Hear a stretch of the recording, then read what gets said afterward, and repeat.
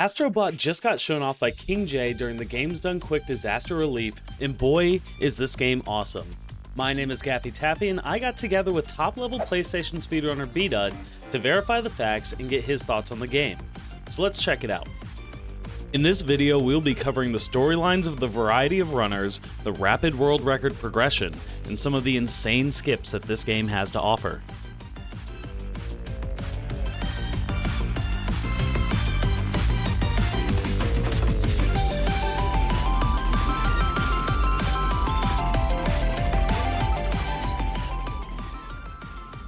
Astro Bot released September 5th of 2024 and is already shaping up to be an insane speedrun.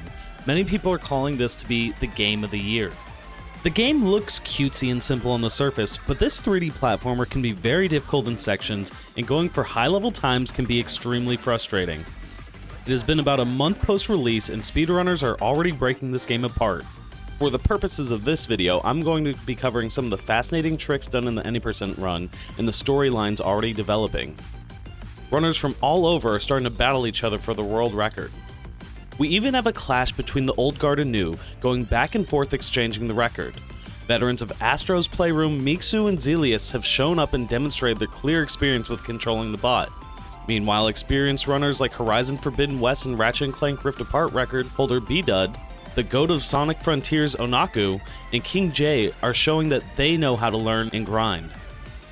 For context, to complete any%, the player needs to rescue a total of 200 of the 300 bots, go through the 5 galaxy hubs, beat the bosses Mighty Chewy, Wako Taco, Lady Venomara, Mecha Leon, and Falcon McFly, and then proceed to save our precious CPU from the bully Nebulax.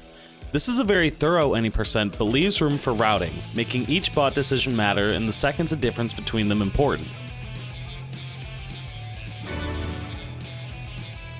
Astro Bot decided to have a short embargo, which some games opt to do to give players time to play the game and enjoy it before jumping into the run. Historically, this also lets runners sort of develop routes without a constant back and forth of record. The first person to submit an any% run would be Bdud on September 7th, just 2 days after release, who came in just under 3 hours. This run was well before many of the skips and tricks were found, but had more thought put into it than one might think. I was thinking about the route in my head and like what bots we would need. So I was at first detailing the route to be to work up to the minimum number of bots needed for just that nebula. So for Nebula 1, that would have been 20 bots. Right now in the route, we have 29 bots by the time we make it to the first boss. So one big thing that I think the first standard route missed out on was realizing that getting more bots early would actually help us in the long run, just because that last Nebula 5 requirement is so big. He even kept a document detailing this idea, which I'll include in the description of this video.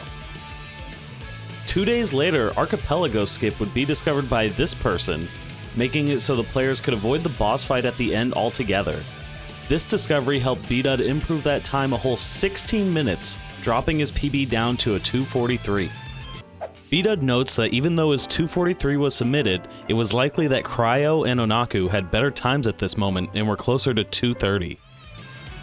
This victory would be short-lived, however, since on the very same day, Onaku would answer back with 15 whole minutes off of that, with a 2:28.50. We begin seeing players actually use textures on the map to save some time and start doing little skips for time save. Early on, like once Onaku got that 29, what do you think separated that run from your run?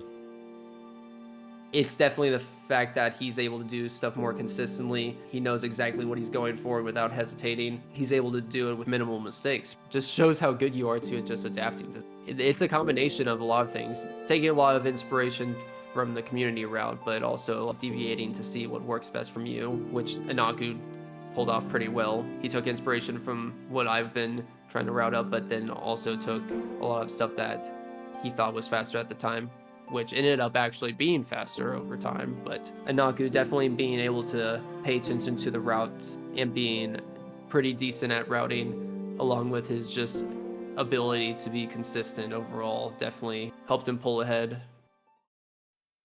Onaku was good, but another player also had their eye at record. This would begin the battle between Onaku and Snap.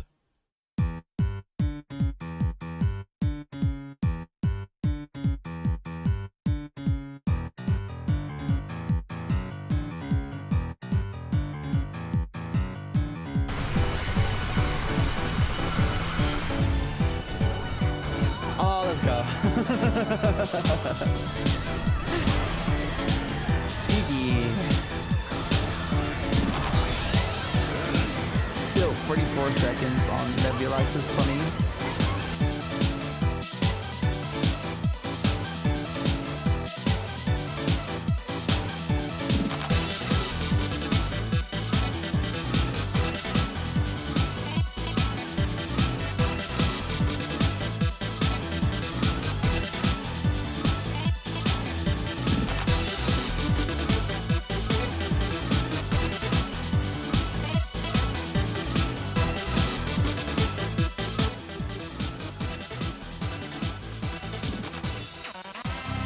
We did it.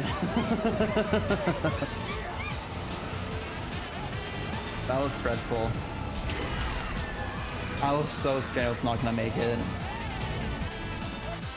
In a week's time, the two would go back and forth exchanging the record 6 times and bringing it from a high 228 all the way down to a 219.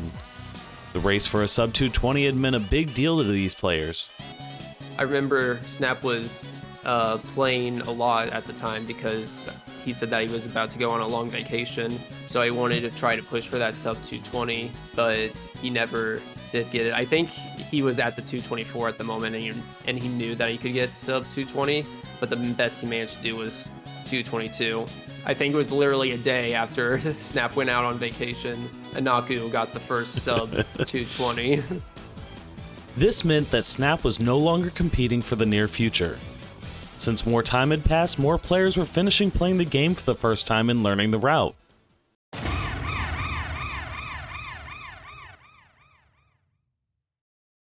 Moxie, a Splatoon runner and SRC moderator, had shown up and submitted their first run to Speedrun.com. Moxie's 218 would set the minute barrier down and just overall be a really clean run. Given the current route, this would start to narrow down the amount of minutes that could be saved. The major deviations for the run happen at the end. Following Moxie's record, they would enter the final nebula with 175 bots, meaning they need 25 more. They would grab 7 from Jin, 5 from Frozen Meal, then secret exit to get 3 quick ones from Turtles, 5 from Lunasola, and then 5 and beat the mini-boss on Cannon Brawl. To get to the nebula boss, Falcon, the runners must choose to enter and complete Orbital or Cannon Brawl. Since Moxie only needed 5 bots, they could choose to skip 2 of the longer bots. This made their Cannon Brawl 3 minutes 49 seconds. It was theorized at the time that Orbital may be the better choice due to some quicker bots and would give the option to skip going to Turtles altogether. Now, if you have ever witnessed anything with speedrunning history though, there will always be something to shake up the game. This is Hiero Glitch Skip.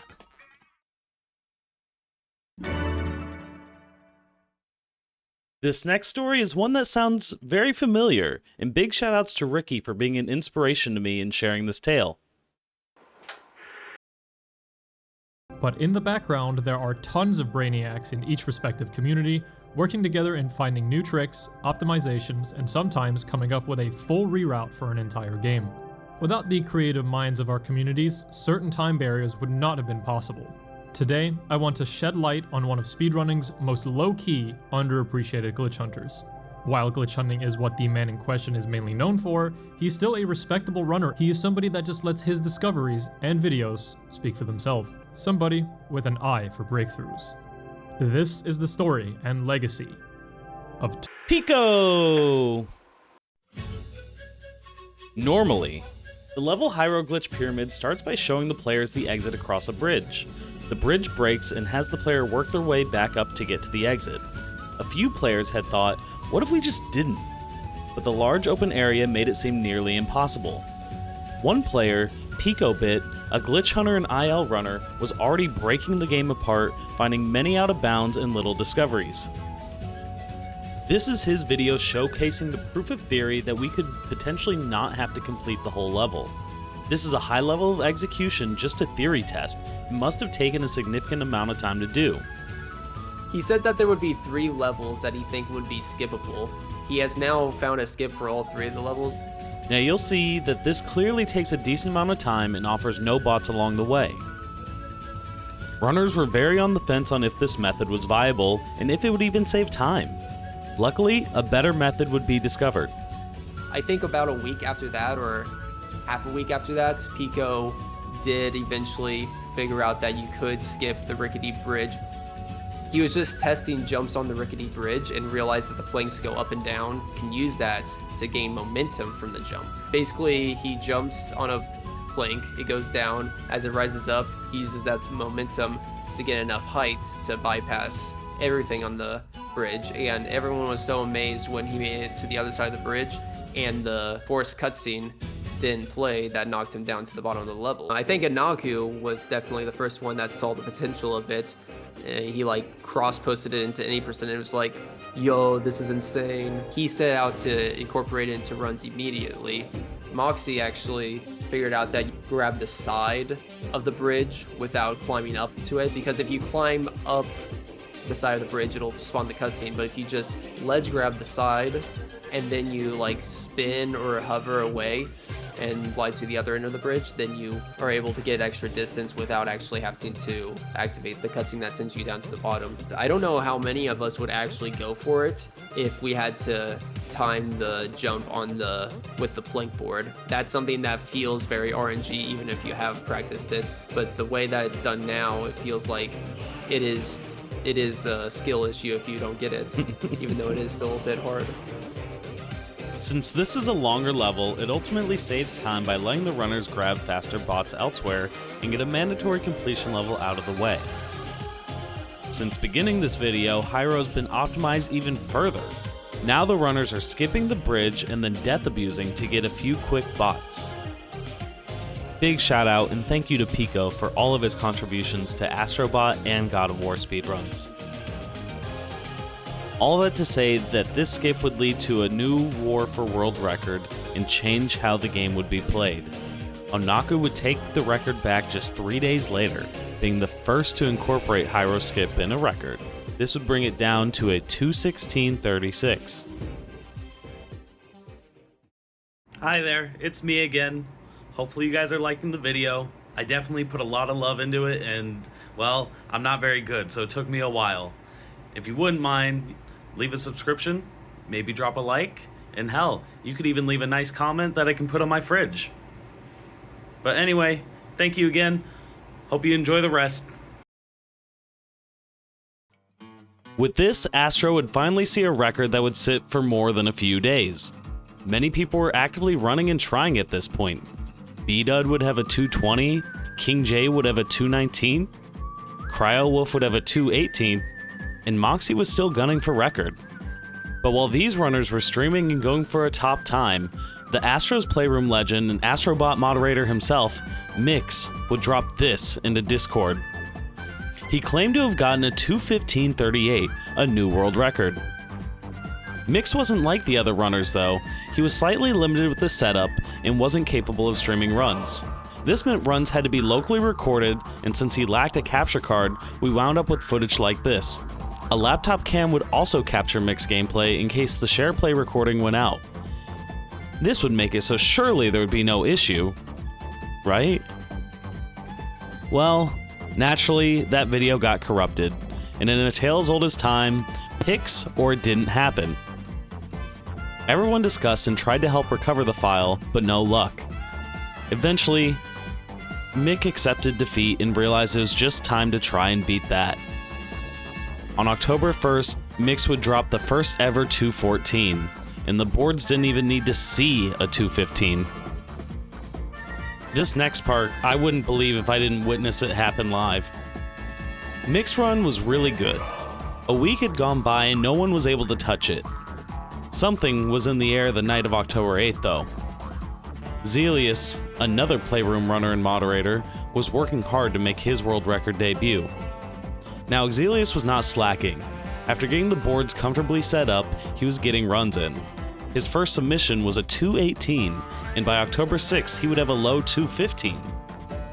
But to begin the chain reaction, Zelius would earn a 2:13:58, the first 2:13. Mere hours later, though, Moxie would also gain and earn the first 2:12.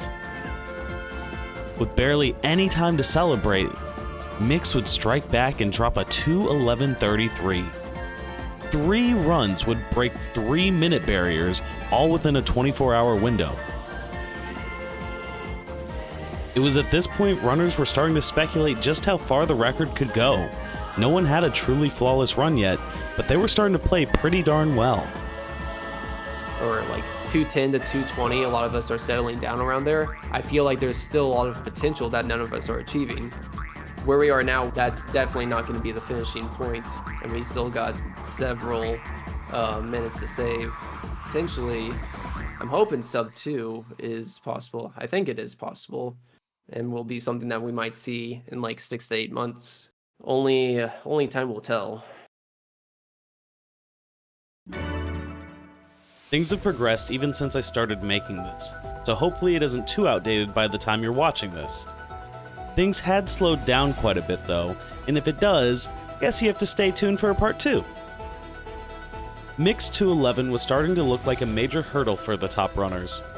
Onaku had gone on to play and get record in other games, like The Legend of Zelda Echoes of Wisdom, so he wasn't actively running anymore. Snap hadn't returned to doing runs since mid-September. Moxie's either taking time off or primarily doing offline runs. So this left Exilius, King J, and Bdud to be the most likely to take the record, or Mix to improve it. I think I can safely say everyone was wondering who would be the first to get a sub 210. We do love our arbitrary numbers after all. Well, on October 24th, one runner did this. The run would start clean with a 16:06 Mighty Chewy. A first try archipelago skip.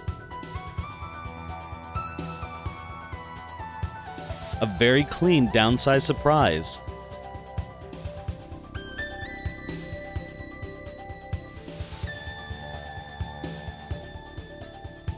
A successful wormy collapse skip.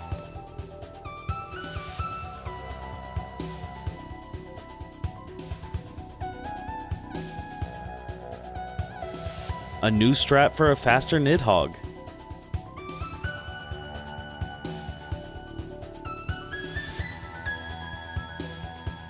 An excellent casino launch.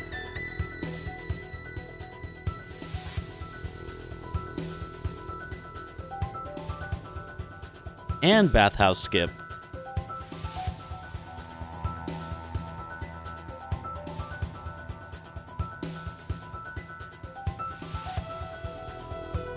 First try Hiero with new bot collection.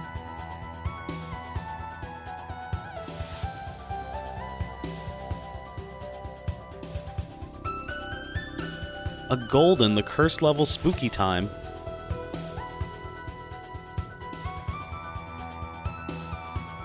A pretty good rope skip in Crash Site 5.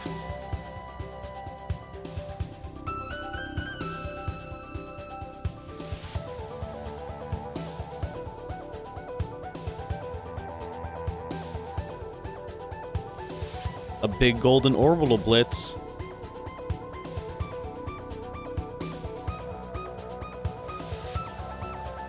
This run would, however, miss a newer skip called Blunderless, or Blundy, that skips the last blunder draw to save roughly 20 seconds.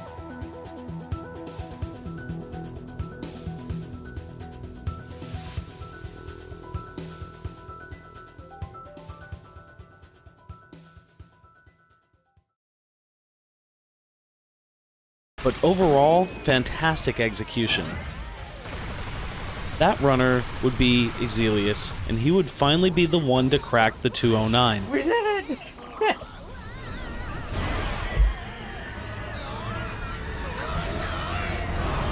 Oh my god!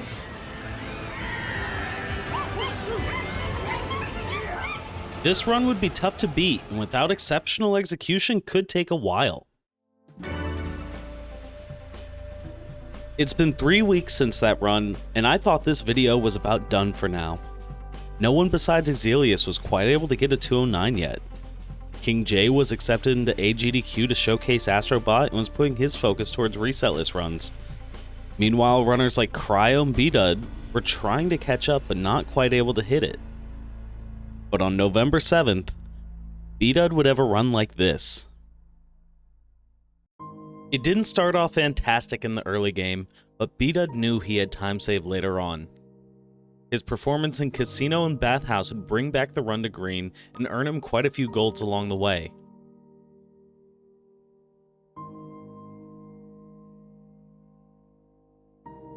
His golden high row would really start to set the pace.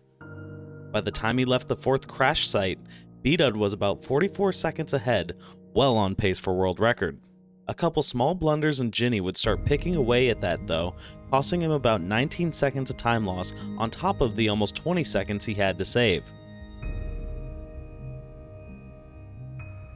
He would nail Blundy and now be at minus 1 minute and 1 second going into the final boss.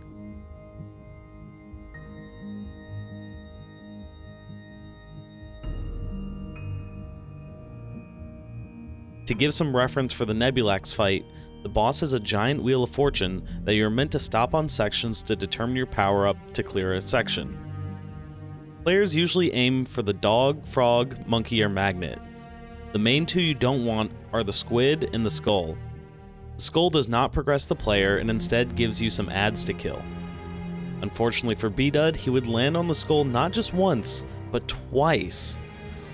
This would be the same mistake Onaku made back in his 224 that lost 45 seconds to the final boss.